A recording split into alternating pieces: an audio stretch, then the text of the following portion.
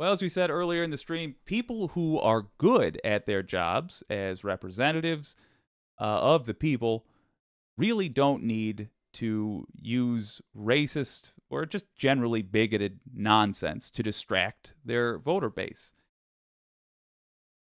But the people that do, the people that do pick on minorities, those are the sort of people that are terrible, you know?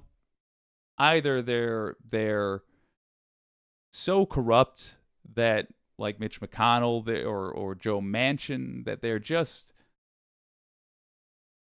they're spending all their effort looking after big businesses and aren't really accomplishing anything that the people in their districts will notice.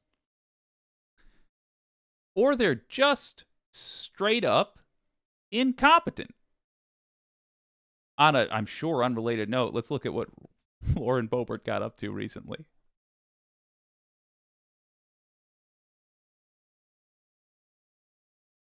So last week, the bipartisan deal to avoid defaulting on our national debt passed with overwhelming majorities in Congress over the objections of mainly a group of far-right Republicans. One of those outspoken critics was Congresswoman Lauren Boebert of Colorado, no surprise, who repeatedly promised to vote against the bill. The bill Biden negotiated fuels inflation, adds trillions to our debt, and leaves a blank check for more of the same nonsense I came here to stop. I am not for an unlimited debt ceiling increase. As presented today, I'm voting no. So just to be clear,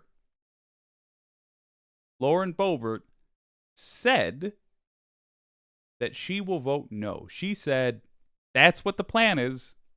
That's what I intend to do. That is whether or not you agree with her, we could acknowledge that that is the thing that she said was her intention. Okay, that's been established. Neat.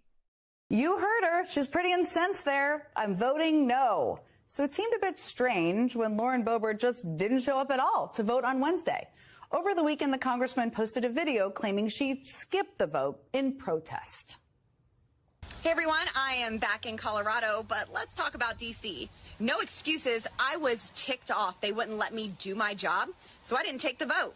Once again, Washington's power machine. They just can't help outing themselves, huh? They just can't help saying the thing. No excuses. Provides an excuse. A multi-trillion-dollar bill down our throats, refused to allow debate or amendments, disregarded. Shoving bills down our throats. Just want to add that in as well as a thing that I find interesting language. Everything we fought for in January to actually allow representatives. Yeah, I'm sure she didn't. Yeah, never mind. To do their jobs, and instead, they served us up a crap sandwich. Call it a no-show protest, but Yeah, you could call it that, I guess. But is that what it was? I certainly let every one of my colleagues and the country know I was against this garbage of a bill.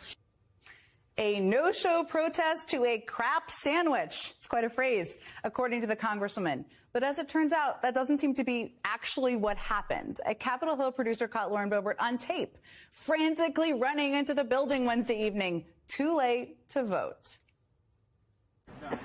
They just closed it. They closed it? Yeah. Yeah. I can't stop watching that. And Boebert... Oh, come on. One more time. So remember, she said, I'm going to vote no. That is how I'm going to show people that this is something I disagree with. They closed it? Yeah. Yeah. I can't stop watching that. And Boebert actually admitted that she was late and missed the vote on the congressional record, saying that she was unavoidably detained. And if she, quote, had been present, she would have voted nay. So it's sort of like saying If I hadn't slept through my alarm, I swear I would have aced that test. Oh, God almighty. Look, I'm sure Jen Psaki has a lot of neat things to say. As a general rule, whoopsie daisy, there we go. As a general rule, I don't think you should go from politics to media. I do think you should go from media to politics if you want. But we'll get into that in a moment. Just make it real clear. Very, very, very clear. I've included the link in the description. Make it very clear to MAGA voters, if you happen to know somebody in your community that thinks these people are anything other than ridiculous, clownish liars, make it clear that this is what they are. Show them that clip, just the Jen Psaki in for Chris Hayes. First, whatever that was, 2-3 minutes. Show them that.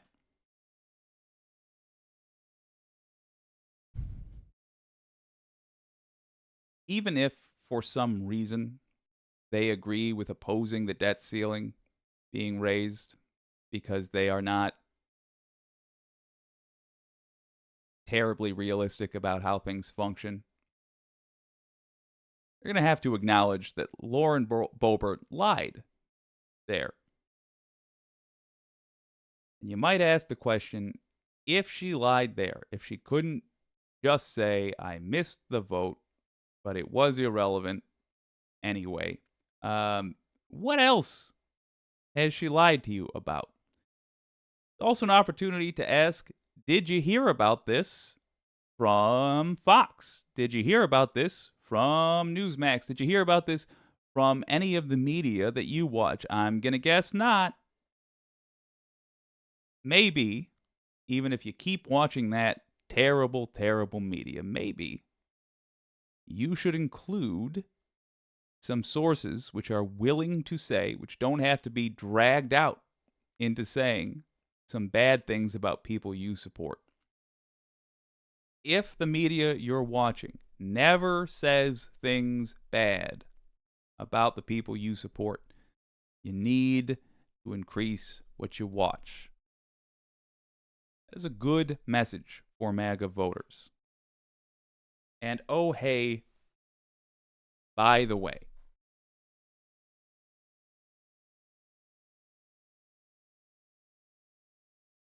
you might also want to ask him, if this was such a big deal, why was Lauren Boebert unable to get there? And if she really was delayed by something serious, why did she feel the need to lie about it?